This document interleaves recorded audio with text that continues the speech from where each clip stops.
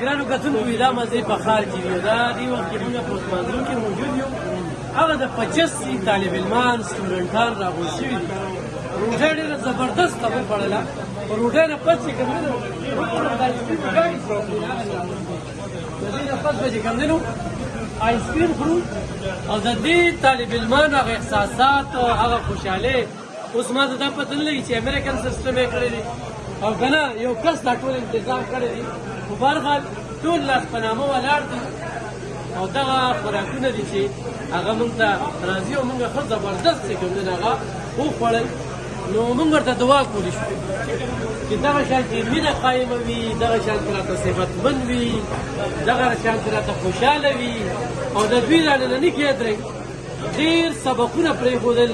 ډېره زده کړه ترې کېږي او د مینې کوم پیغام یې چې پرېښوده پکار ده چې هغه طالب علمان چې زموږ دا پروګرام ګوري او نن په غټو غټو څوکو وي نو هغوی ځان سره خپل کمزوري ملګري خو هم رایاد کړي لکه دې کې چې یو ملګری تر اوسه ډاټي کاروبار کوي بلکې ډاټي کار کوي خو